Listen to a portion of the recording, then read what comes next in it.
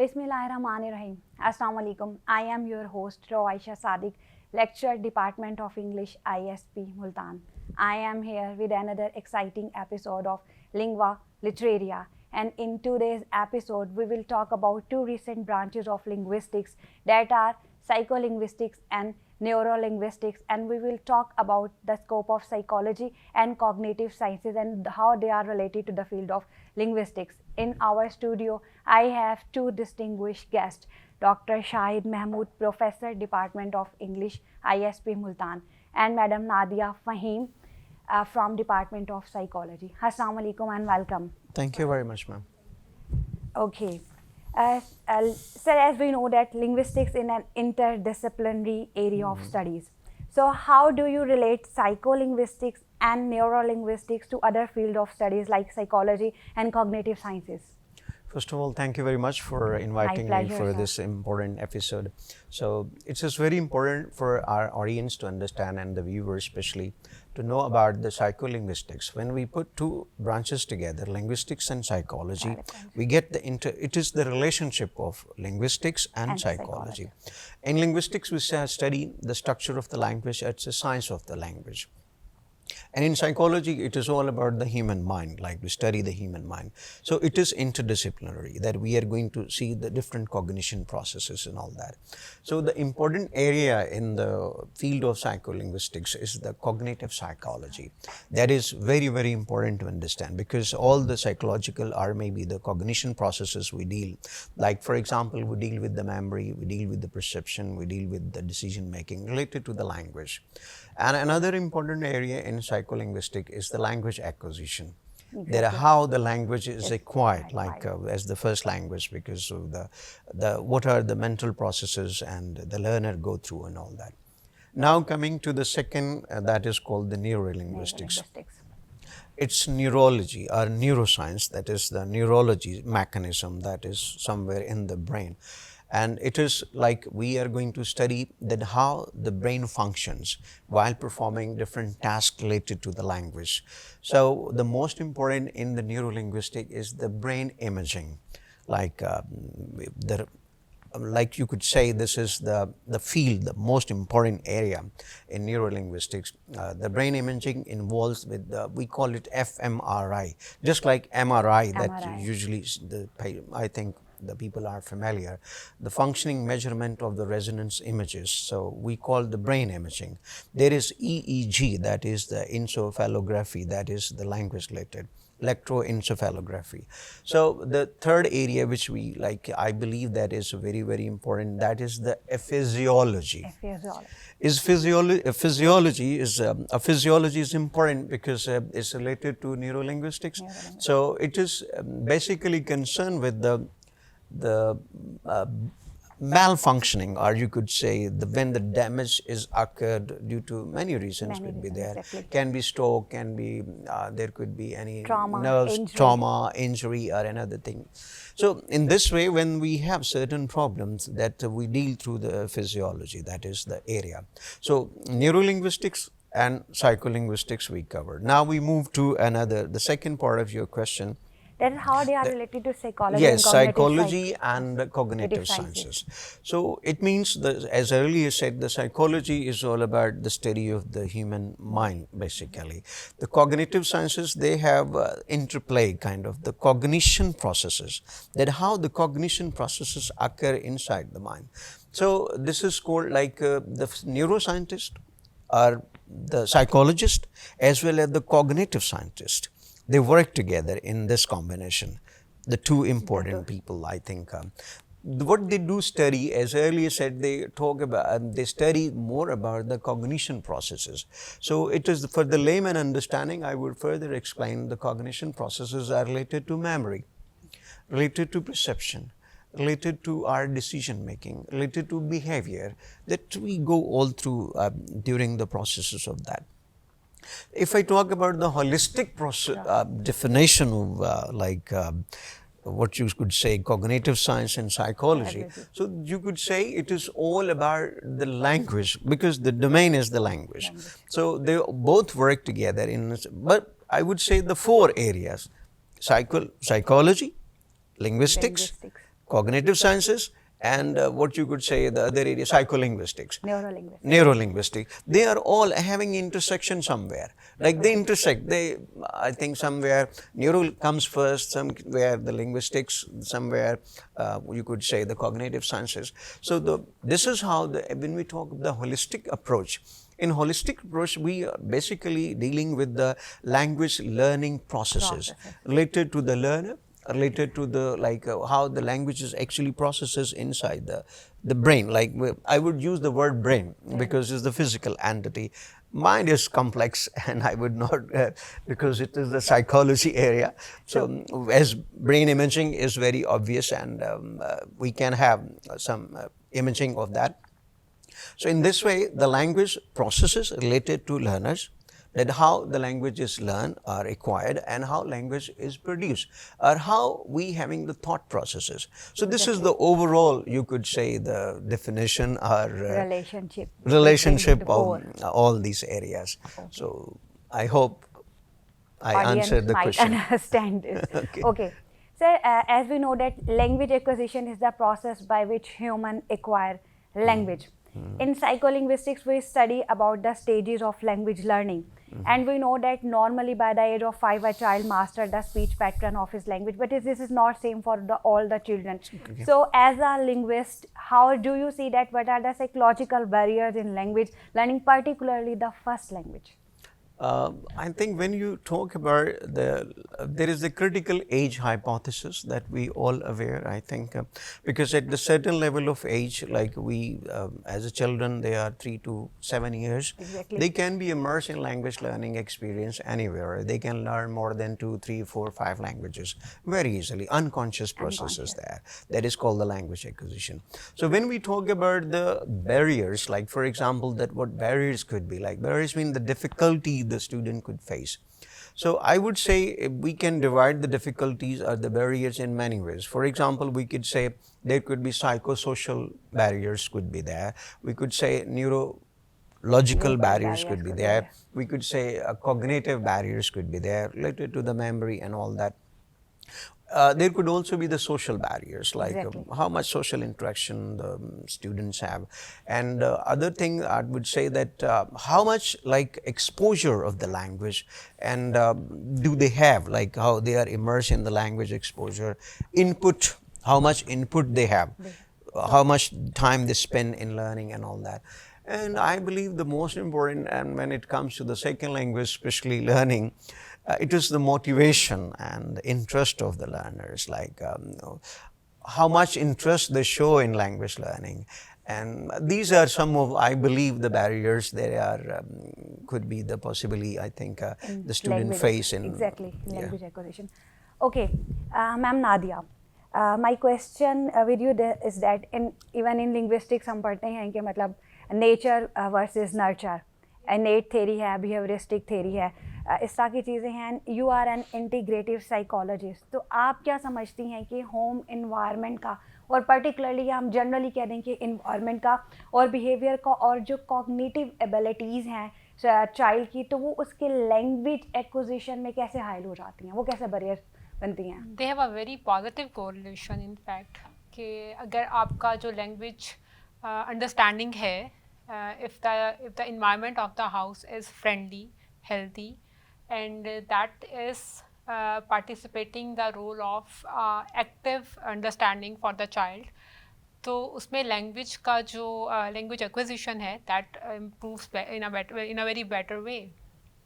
So if the environment is unhealthy, there is a stress in the environment, there is generational trauma in the environment.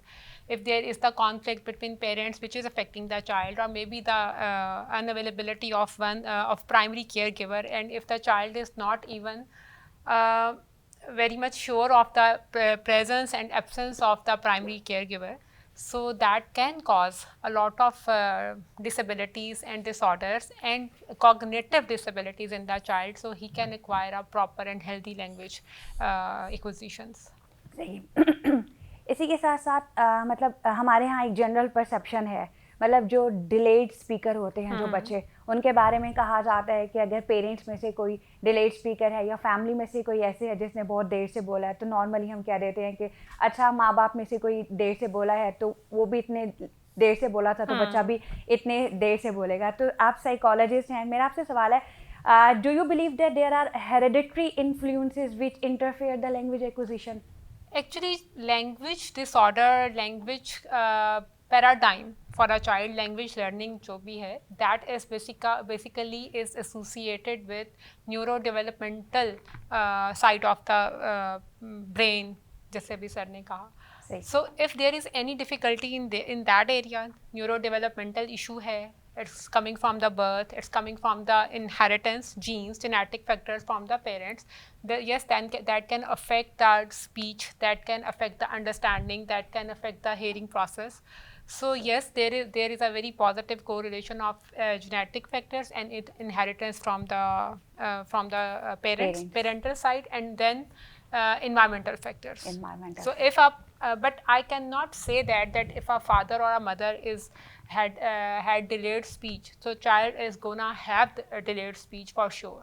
That is not that cannot be in all cases. Okay, that cannot be. We can say that it's just a method. It is not. Yes, it can happen and it cannot happen. Okay, there are 50% chances of it. 50% chances. Okay, thank you. It's a time to take a short break, and before taking break, we have discussed about neurolinguistics and psycholinguistics and their scope and how they are related to the language acquisition and what are the barriers in acquiring language. Thank you.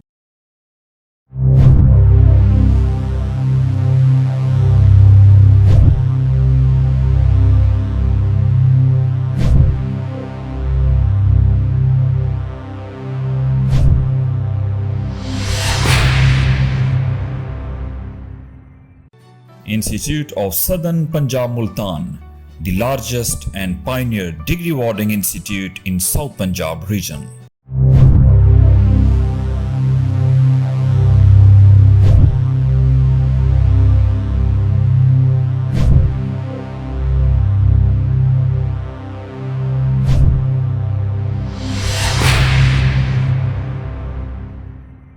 Welcome back, audience. Sir, after break, my question, as we have been discussing about neurolinguistics. So, neurolinguistics is more advanced branch of linguistics that analyzes the language impairment and brain damages.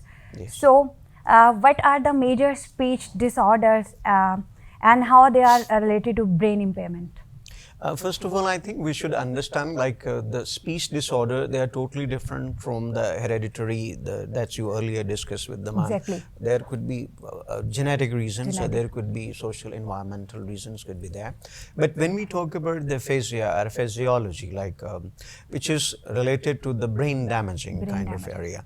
So I would say as a speech, a linguist, as a speech therapist, your question is all about the No, your question is about the speech disorders. So I would say that there are a number of disorders which are associated to aphasia. Number one is the Broca. Broca is the expressive disorder. For example, they cannot grammatically pronounce the correct sentence. Like they are definitely going to miss one of the important verb, adverb, the grammatical issues there. The second is Venex, that is called again I think the receptive area, that is like they cannot have the meaningful language structures.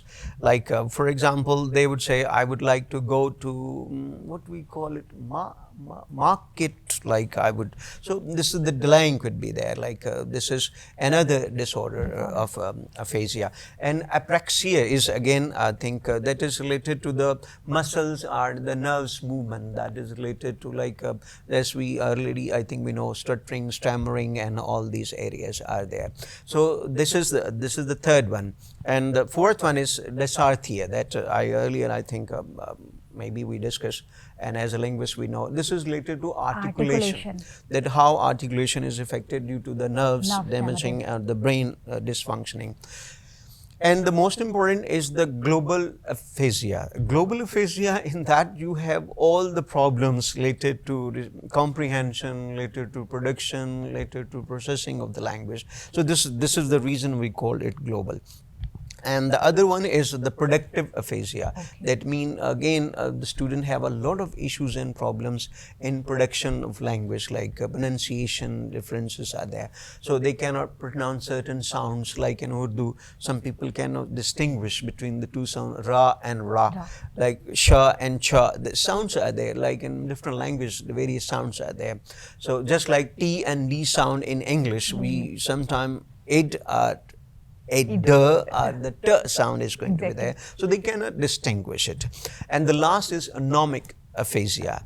That is, you could say, that is the you have a problem, you cannot recall certain things, like you struggle a lot, like to bring the word into your mind, brain, like the brain is going to be at lost, like you cannot find like a word. But with the help and support, it can be, with a lot of, as you said, the speech therapist, they have a lot of activities and a lot of exercises. They help the sufferers, or maybe the person with this disorder, they can easily overcome with all this.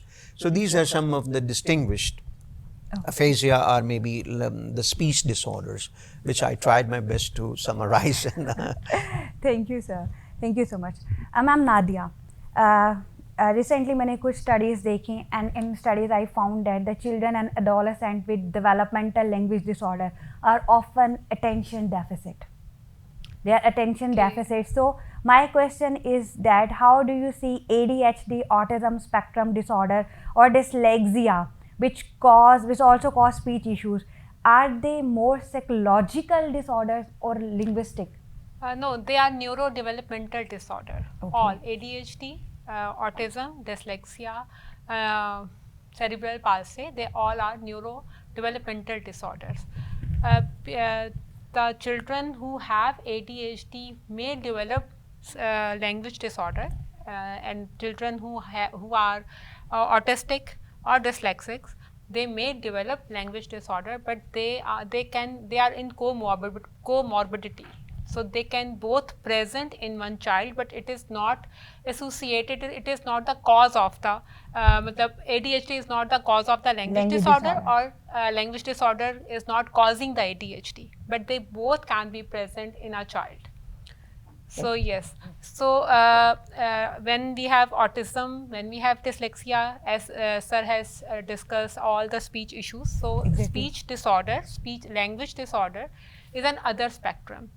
So maybe my child have ADHD, but he don't have any issue related to language. ADHD is mostly concerned with attention deficit, that a child does not have that ability to focus on an object, focus on studies, and they are hyperactive. They are unable to sit constantly, they are unable to focus constantly, they are unable to do our work or an assignment for a longer period of time. So maybe they can develop language disorder with that. So they are comorbid.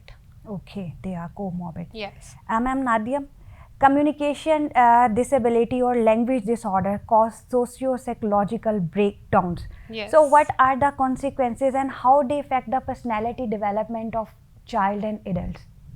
Yes, they have a very, very vast effect on the child personality development, because we all know that there are in this society we are very stigmatized for different people. As you mentioned in break, the movie of Rani Mukherjee, Hichki. So that was also about that social stigma. So when a child has any difficulty in speech, it is difficult for the other children in the class to understand or to empathize with the child. They start making fun of them. So if a child has stammering, I'm seeing a lot of people, they are coming to me and they had stammering disorder in their early childhood. Some of them still has that issue. So it affects their self-esteem. Exactly. And their personality very, very deeply. So they cannot focus on they cannot focus on their self-esteem. They are very much getting the stigma and getting the feedback or bullied by the children in the school, by the children in the university. So that has a very, very major impact on the personality. Yes, on their personality. Exactly. Sometimes they feel shame. Sometimes we see the aggressive behavior of children, lack of confidence. They feel shy. They shy are less social. They are unable to express themselves. I mean, when we are talking to each other, so it is very difficult for them to express their true feelings. They cannot find proper words. If they find proper words, they are not able to understand, to utter that. They are not able to understand, जैसे भी sir ने वो रे और T और D की बात की. So I had a discussion with a child. He had an issue with रे and अड़े. So when he was talking continuously, he was using अड़े in every in his sentence. So वो बच्चे उसको पकड़ लेते हैं बहुत आराम से. So in this domain, the role of parents and role of teachers and role of school system, that is very important. Exactly. So if any of such child has speech issue, delayed speech, so the role of the family member, if we are in Pakistani culture, normally living in joint family system. So everyone is talking about it. ये क्यों नहीं बोल रहा? क्यों नहीं बोल रहा? इतनी लेट क्यों हो गया? So वो इतना, mother has a lot of pressure. They are taking a lot of pressure from the society and they are putting all the pressure on the child. And child is directly and indirectly absorbing the pressure. So as far as they are absorbing the pressure, they will feel more reluctant. So when such kids, they go to school, they know that they have something not good enough in them. They know that they have something lacking in them. Definitely. So when they are attending their classes, when they are attending their lectures, when they have to give presentations, so they are not coming from a positive self-structure, positive self-personality. They are coming from a sense of that I am not good enough, there is some deficiency in me. So when they get bullied or when they get criticism from the class fellows, from the teachers, नहीं, you cannot do that. So वहाँ पे फिर उनके लिए बहुत problem आ जाता है and it's very devastating to their personality.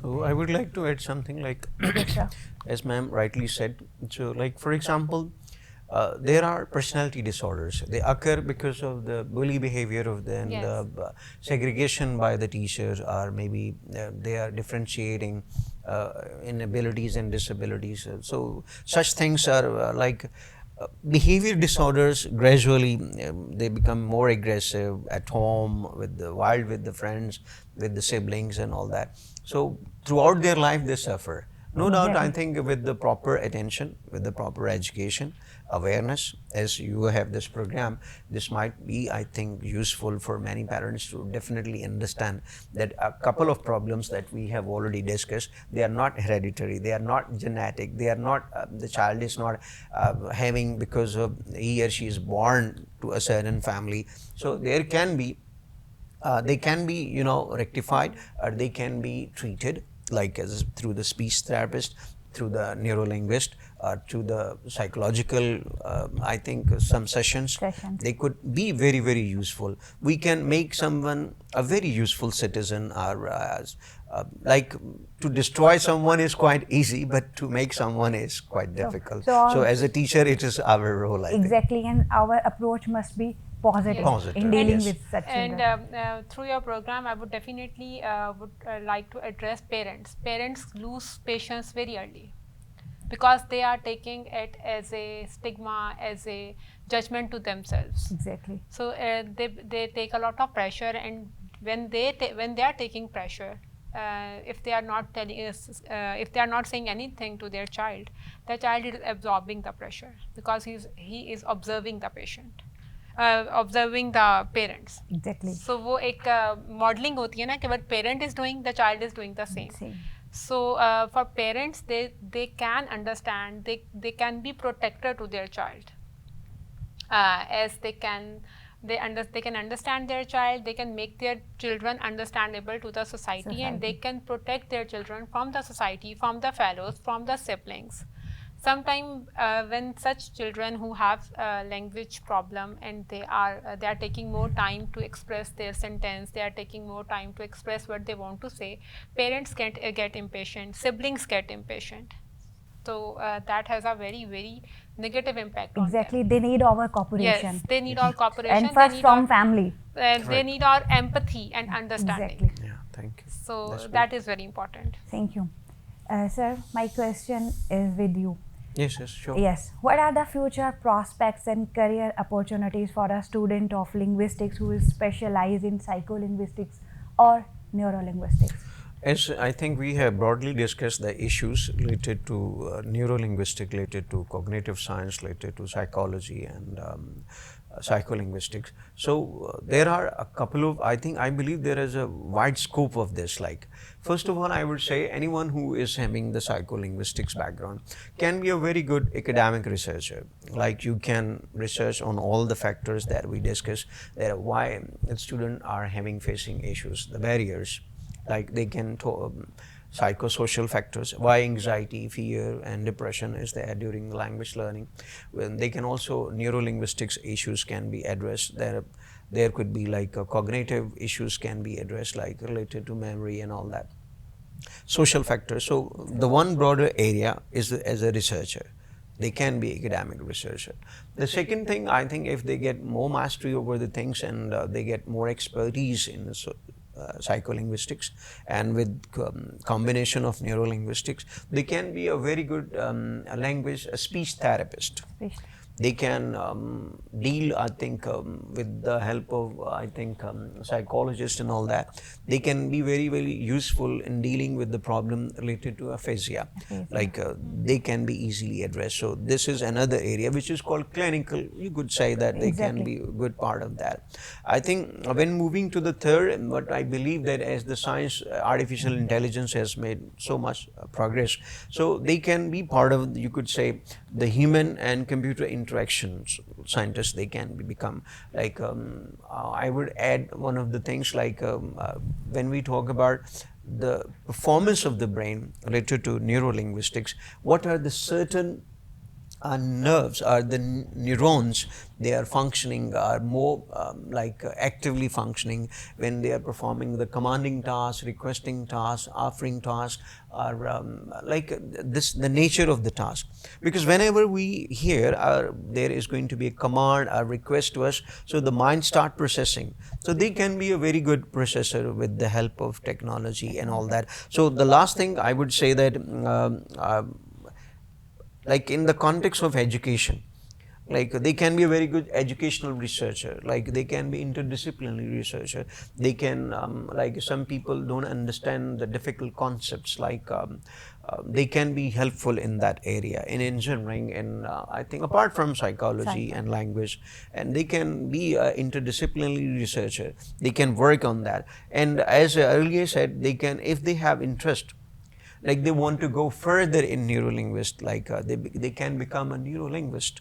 Like, so these are some of the, I think, major areas, or the major professions they can later adapt and they can become more professional.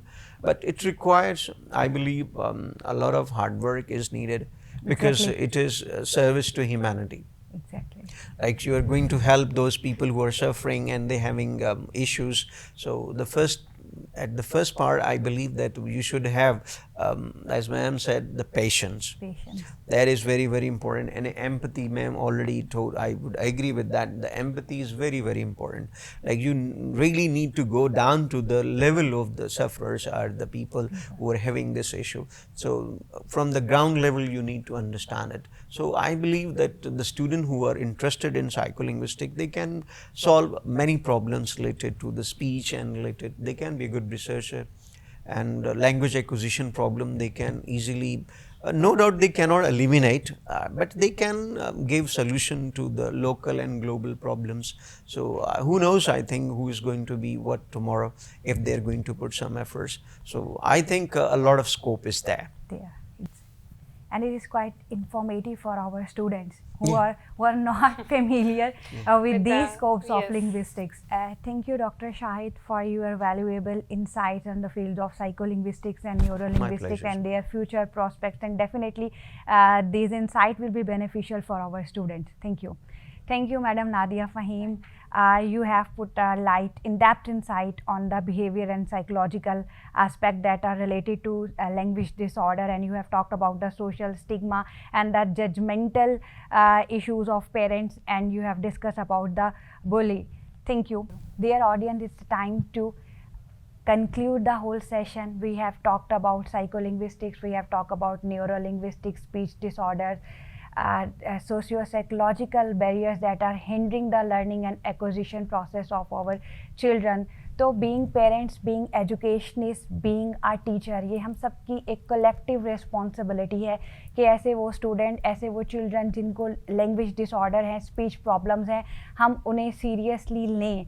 We should not bully the child. We should not, as a parents or as a teacher, take it as a stigma on us. It is our collective responsibility that we should positively deal with all these disorders and with all these issues. Stay tuned for the next episode of Lingua Literaria. Allah Hafiz.